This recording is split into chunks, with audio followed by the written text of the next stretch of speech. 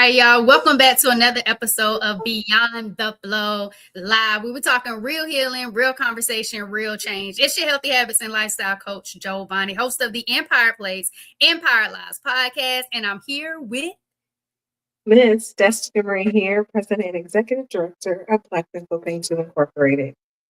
Yeah, so y'all, I just want to get into it. I want to ask everyone before we really get started into the groove of the conversation, but what's one thing that you've lived with for so long that you stopped questioning it? One thing that you lived for so long that you stopped questioning it. Not what you've been diagnosed with, but what have you actually accepted? And so I'm going to put it in the comments and put it on the screen. What you got, Destiny Marie? The first response that came to my head obviously was first endometriosis, and then he said not diagnosed with. And then the second thought that came to my mind was the bare minimum. The bare minimum. The bare minimum. Okay. I feel like had I made different choices in my life and not accepted the bare minimum from people, relationships, whatever the situation may have been, some things would have looked differently in my past than what they do now. Gotcha. Okay. For me, I feel like something that I just kind of accepted was the unwanted facial hair. Like I saw it with other people in my family. So I was just like, okay, it's hereditary. It's just what's going to happen. It's just what it is. And so I feel like I will always, have unwanted facial hair or that heritism, I think is what they call it. Like I'll always have that. I think another thing for me that I just accepted is that I'll always have painful bowel movements, on my cycle, or just like it just may be one of those painful bowel movements when it's time to have a bowel. Those are some of the things that I feel like I've just accepted that necessarily weren't a diagnosis, but it was just like, that's just what it is. And I'm gonna give you a third one, Destiny Marie. I'm gonna say, fluctuated weight. Like I've gone through periods where my weight has gone up, and then I've had, times where my weight has gone really down. And so like that fluctuating weight gain, weight gain and weight loss has been something that I've experienced. So y'all make sure y'all let us know in the comments. Go ahead, Miss Marie. I was gonna comment on that, and when I comment on that, I'm sharing the live on my Facebook, so that's why I'm looking away. But right before my diagnosis, I was on birth control and had gained like 30, 40 pounds. And that was right before I moved down here to Florida. And then once the endometriosis, everything started getting worse, and I was nauseous every day for almost a year. I went from 170 something all the way back down to my freshman year high school weight of 120 pounds. And when I look at pictures from that time period, and I'm like, oh my gosh, I look like a freaking piece of cardboard. So I definitely agree with the fluctuation of weight, because that's still something that I don't say struggle with, because for me it's not really a struggle, but it's definitely still something that I deal with. Yeah. And I feel like I've seen that weight go down. I think the closest I got to 120. I didn't get to 120. I got to like 133, 135 when I was doing my raw plant-based living. And I did it for like 220 days. And I got all the way down to probably about 133, 135 was like the lowest. And I think the heaviest was like in the 180s for me. So that you see, that's like a 50-pound drastic difference. So I think that's something that really stood out. Crystal with a K answered and said, live so long with unintentional people in my life, and I finally accepted to cut them off. That's what I'm talking about. That's how you get in. And so if y'all are just joining us a little late, or you catching the replay, make sure y'all drop it in the comments and let us know what's one thing you've lived with for so long that you stopped questioning it. And thank you, Crystal with a K, for tuning in. So let's kind of talk about normalization. So who told us that pain was normal, or that having people in our life unintentionally is normal, or the painful bowel movements, the fluctuating weight loss? Who do you feel like really talked to us, or kind of taught us, or put that impression around normalizing some of the things that we've experienced for so long? I think that comes in for me. I don't have a personal person, but I think that just comes in society with the norms of not having conversations about menstrual health, not really talking about women's bodies and all the things that are going on with it. So I think that is a big contributor to it. Okay, so not talking about menstrual health enough is what you got. Okay. And I agree with that, because I feel like even in health class in middle school and high school, they told us our period is coming, but they didn't really educate us on exactly what the period is, what's a normal period, what's the abnormal period. Even into high school, I feel like in high school they taught us about contraception, but they didn't necessarily talk to us about, the intricate details of what could be a problem and what couldn't be a problem when it comes to our periods, whether it's heavy periods. What is a heavy period? Are you changing your pad every 30 minutes? You know what I mean? Or are you going every 2 hours, 3 hours? Should you be using pads or tampons? What are the risks? What are the different types of products when it comes to that? How often are you having a period, or are you not having a period? So irregular periods is a big thing to talk about.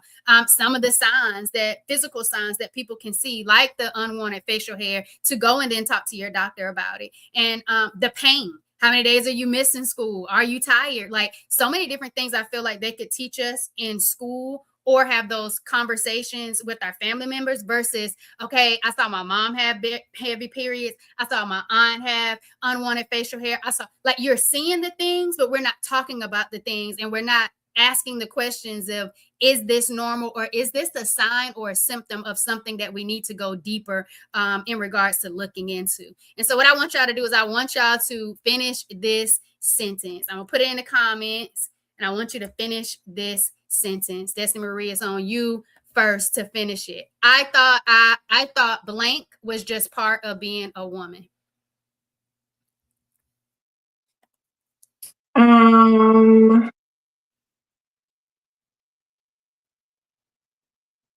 I guess the first thing that popped into my head, I thought my painful periods were a part of being a woman, and that is absolutely false, completely false.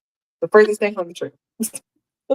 I agree. I thought painful bowel movements during my period was just a part of being a woman. Y'all let us know in the comments, fill in that sentence for me. And we just want to be able to see what that normalizes. All right, Crystal with a case that I accepted it when people around me didn't seem alarmed by what was happening, especially with my heavy cycles and monthly visits to the doctor. If the doctor wasn't concerned, why would I be? That's heavy right there.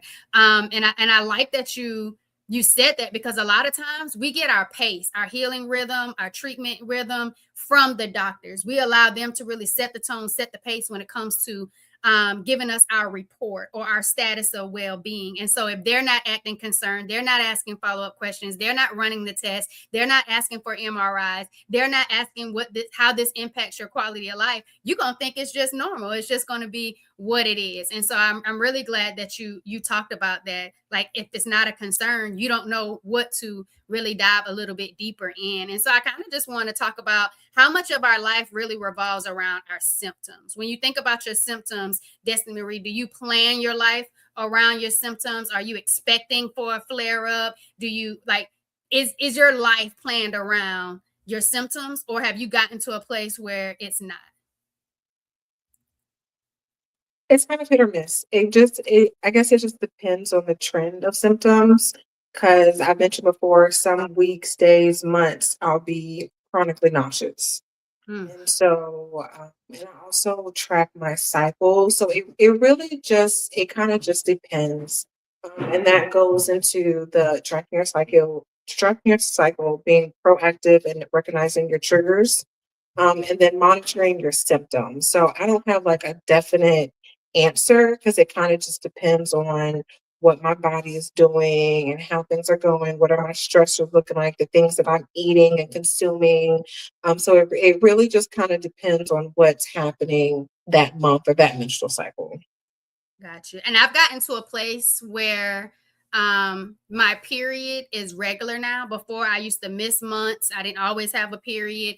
They were very painful. But now I've gotten to a point now where I have to go check the calendar to see when it's coming, so I am prepared. Because if I'm not, I don't get that knock on my uterus anymore, letting me know the time is coming. Or that week before, where everything just kind of shifts, your mood, your vibe, your energy, all the irritation, like those things aren't always there. And so I have to be ready. Like, I have to be, okay, is it time to go ahead and start preparing so I don't get a surprise and need to change, all my clothes. And so that's a big thing around just being ready. So there's no issues. But other than that, I've definitely seen a shift in really how it's impacting our life. And so I just really wanted to know what you guys saw in regards to that. I thought being a strong, resilient, and persevering through things was just part of being a woman, strong Black woman. And I feel like we get so much strength over the obstacles and challenges that we've overcome, and then realize we're still surviving. And yes, that surviving is success because it's helping us in that moment. But is it how we truly should be living on a regular day basis in straight survival mode? Not much anymore. Took those symptoms by the horn and buried most of them. Healthy habits and lifestyle change. Let's go. Let's go. So I just kind of want to start ending and concluding. And so we kind of talked about what we normalized, where that came from. But now I just want to ask y'all this last question. What have your symptoms stolen from you? Before, you thought this was normal, this is what you had to go through. Now you're planning your life around it. What have your symptoms actually stolen from you? What are some of those parts of yourself that disappeared? Was it your spontaneity, your dreams, your energy? If your body felt safe again, who would you become? So I just want to know, what have your symptoms stolen from you, if any? I feel like the most easy way for me to answer that question is to say time, Mm, because with having endometriosis and the plethora of symptoms that come with it, whether I'm nauseous or I'm having leg pain or back pain or my head hurts or something like that, um, it has been a combination of pain and time that's being taken away from me, whether that's time at work, time at school, time just for self. It's taken time away from me to do what I already had planned to do or something I was already currently doing. I feel like for me, that's Marie. I feel like my symptoms have stolen from me the confidence of always knowing exactly what I need when I need it.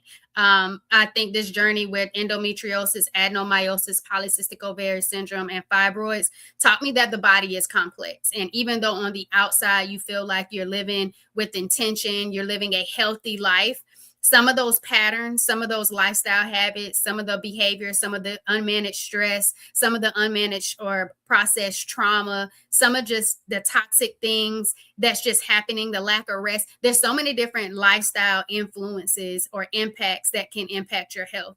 And I think that I just kind of lost the confidence in thinking that I knew what healthy living was all about and that I was really thriving, when in actuality, I've just been in survival mode for so long that it was just something that I was programmed and wired to be in because that's all I knew. And so I think now it's rebuilding that confidence and trust in myself and my body to realize that it's just a journey. Like, you're not going to figure it all out. Like, you don't know what's going to happen on the inside of your body. It's just really boils down to how you respond. And I think responding is the best way possible when dealing with life and navigating through life. Is, how do I check my response? How do I look at something differently? How do I educate myself to really empowering the next decision, the next behavior, the next thought, the feeling, the belief that comes up to? So I think that's it. That's all I really wanted to talk about today. Destini, did you want to add anything to it? No, not today. All right. So, y'all, as we wrap up, what's one thing you refuse to normalize anymore? We're not going to talk about all the things we talked about already that we normalized, but just what's one last thing that you would refuse to normalize anymore? And as you start to answer this question, make sure y'all go into the show notes and connect with Destiny Marie and myself. See all of the things that we have of value in the show notes. And thank y'all for tuning into another episode of Beyond the Flow Live as we wrap it up. But one thing you refuse to normalize anymore, let me hear it, because after today, after this live, after you watch this episode, it's a wrap. We ain't normalizing it no more. Drop it in the comments. What you got, Destiny Marie? I'm taking it back to the icebreaker question of the bare minimum. I refuse to normalize the bare minimum anymore in any aspect of my life. There you go. I refuse to normalize surviving, and I want to move into thriving and truly living life with purpose, on purpose, for myself, and not just existing, but truly living and loving and being light. Y'all let us know what you got in the comments. Destiny Marie, you got anything for the people?